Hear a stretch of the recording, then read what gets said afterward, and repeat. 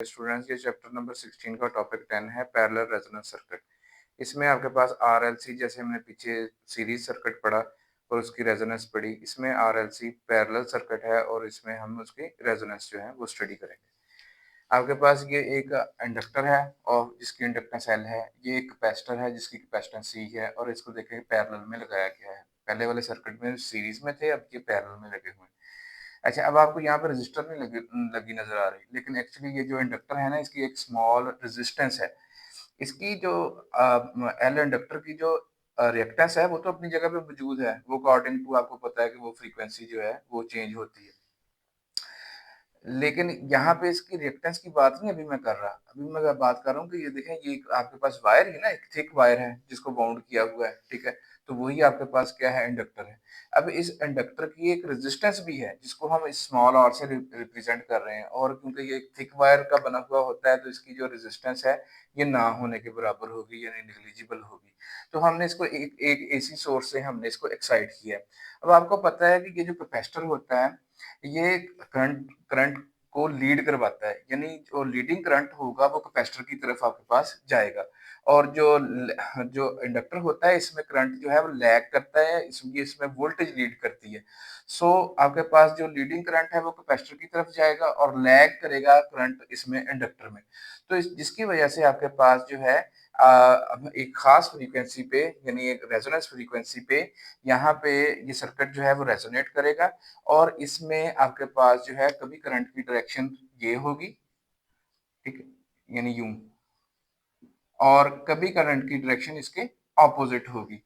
अच्छा, यहाँ पे ये जो करंट्स हैं, ये जो कैपेसिटर की तरफ या इंडक्टर की तरफ इंडक्टर में से गुजर रहे हैं, ये बराबर होंगे लेकिन इन ऑपोजिट डायरेक्शन होंगे। रेजोनेंस फ्रीक्वेंसी पे ये आपके पास होगा कि ये जो इनको हम ब्रांच करंट भी कह रहे हैं, आईसी और आईएल जो कैपेसिटर के थ्रू पास हो रहा है और जो इंडक्टर में से पास हो रहा है, ये ब्रांच करंट इनको भी कहते हैं, और ये आपके पास लार्ज इनफ होंगे और आपके पास ये अपोजिट डायरेक्शन में होंगे। सो जो है सोर्स से बहुत कम करंट जो है वो ड्रॉ किया जाएगा। तो आपको पता है कि जब हम जब हम करंट और ये फ्रीक्वेंसी के दरमियान जब ग्राफ ड्रा करते हैं, तो ये आप देखें कि ये पहले जो है ना सर्किट की इम्पीडेंस जो है वो ज्यादा है। पहले सर्किट की इम्पीडेंस जो है वो कम है, उसकी वजह से आपके पास करंट ज्यादा है। ये और रेजोनेंस फ्रीक्वेंसी पे आके, ठीक है, आप ये देखें कि रेजोनेंस फ्रीक्वेंसी पे आके इसकी जो इम्पीडेंस है वो बहुत बढ़ जाती है। इम्पीडेंस बढ़ने से, ठीक है, इसका जो यानी रेजोनेंस फ्रीक्वेंसी पे आके इस पैरेलल सर्किट की जो आपके पास इम्पीडेंस बहुत ज्यादा हो जाती है, यानी मैक्सिमम हो जाती है। तो इसकी वजह से आपके पास जो है करंट बहुत रिड्यूस हो जाता है, और जो यानी ये करंट जो है आईसी और आईएल, ये तो यहाँ पे फ्लो कर रहे हैं आपके पास, ये कभी इस डायरेक्शन में फ्लो कर रहा है, कभी इस डायरेक्शन में फ्लो कर रहा है, लेकिन ये सोर्स से करंट ना होने के बराबर ड्रा कर रहे हैं। तो प्रैक्टिकली जो है वो थोड़ा सा करंट ड्रा होता है, वो ड्यू टू ये स्मॉल रेजिस्टेंस, जो इस इंडक्टर की स्मॉल रेजिस्टेंस है उसकी वजह से इसमें से थोड़ा सा करंट ड्रा होता है, और वो यहाँ पे शो भी किया जा रहा है।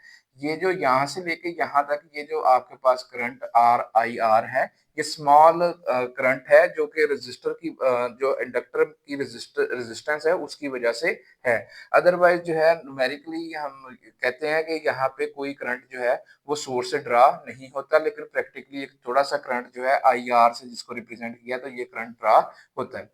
अच्छा, इसमें भी जो रेजोनेंस फ्रीक्वेंसी का फार्मूला है वो वैसे ही ड्रॉ करते हैं जैसे हमने पीछे सीरीज सर्किट में किया, क्योंकि उस फ्रीक्वेंसी पे, रेजोनेंट फ्रीक्वेंसी पे होता ही ये है कि आपके पास जो है इंडक्टर की जो रिएक्टेंस है और कैपेसिटर की जो रिएक्टेंस है ये इक्वल हो जाती हैं। जब ये इक्वल हो जाती हैं तो बिल्कुल पीछे वाले टॉपिक की तरह ही हमने रेजोनेंस फ्रीक्वेंसी का ये फार्मूला जो है ये ड्राइव किया है। सो यहाँ भी जो आपके पास रेजोनेंस फ्रीक्वेंसी का फार्मूला है वो सेम है, 1/2 पाई अंडर रूट एल सी।